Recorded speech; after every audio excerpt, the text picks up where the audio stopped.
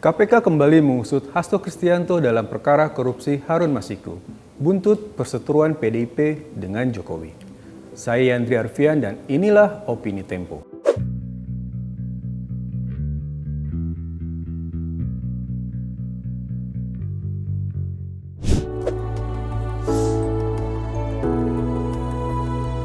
Satu hal yang patut kita syukuri dari pertempuran politik setelah pemilihan umum 2024 adalah kemungkinan terbongkarnya kasus-kasus lama yang selama ini ditutup rapat-rapat.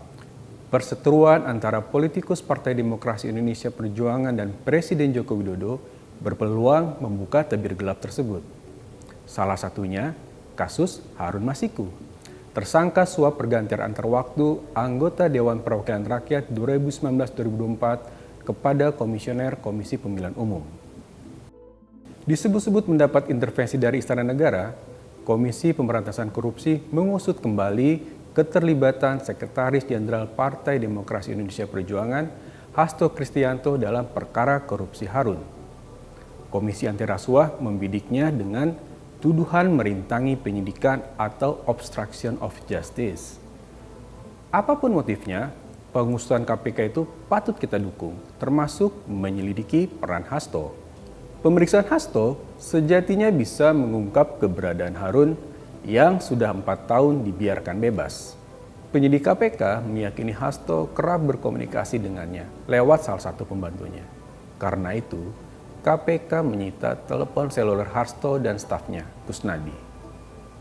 Hanya pemeriksaan dan penyitaan ponsel seyogianya tidak menabrak aturan, antara lain harus ada surat panggilan pemeriksaan serta memperoleh izin pengadilan untuk menyita paksa barang pribadi. Jangan sampai gara-gara urusan administrasi, ikhtiar penyidik KPK melacak Harun Masiku jadi bumerang. Harun adalah kunci kasus penyuapan mantan Komisioner Komisi Pemilihan Umum Wahyu Setiawan.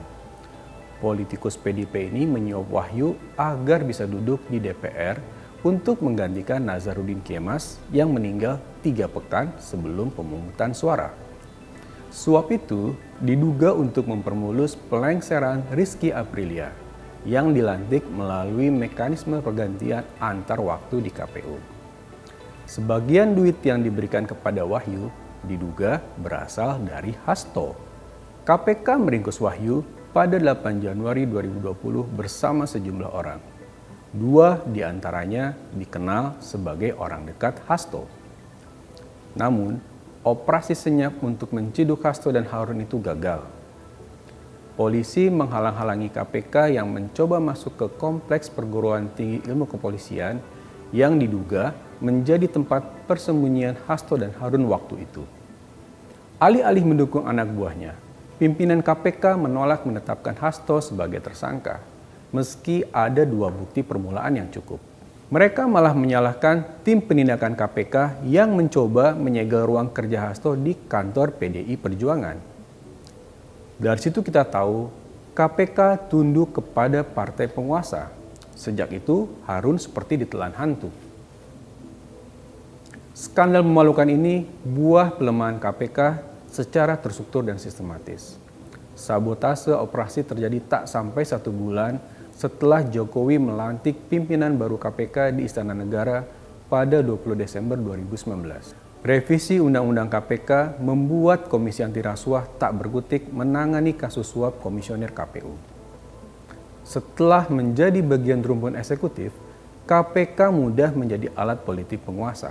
Mereka sigap mengusut dugaan korupsi yang menyeret lawan politik, tapi tak berdaya saat berhadapan dengan perkara korupsi pemerintah dan koalisinya.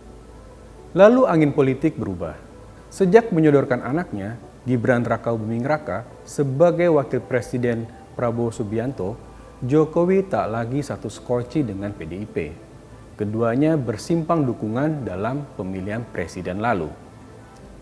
Istana bahkan menganggap Hasto sebagai penghalang komunikasi politik antara Jokowi dan Ketua Umum PDI Perjuangan Megawati Soekarno Putri. Hasto juga kerap mengkritik pemerintahan Jokowi. Pemeriksaannya oleh KPK buntut pertempuran politik tersebut. Hasto sebenarnya bisa memanfaatkan perseteruan ini untuk membuka kasus-kasus yang berhubungan dengan kekuasaan. Sepanjang memiliki bukti sahih, ia tak perlu ragu mengungkapnya ke publik. Syaratnya yakni tidak ada gimmick atau negosiasi politik di balik buka-bukaan tersebut. Korupsi terbukti merusak demokrasi dan tata kelola pemerintahan serta meningkatkan biaya karena raibnya efisiensi. Pengungkapan kasus yang selama ini sulit terungkap bisa menjadi modal untuk memutus mata rantai persekongkolan jahat di lingkaran elit kekuasaan. Simak opini dan liputan selengkapnya hanya di majalah.tempo.co.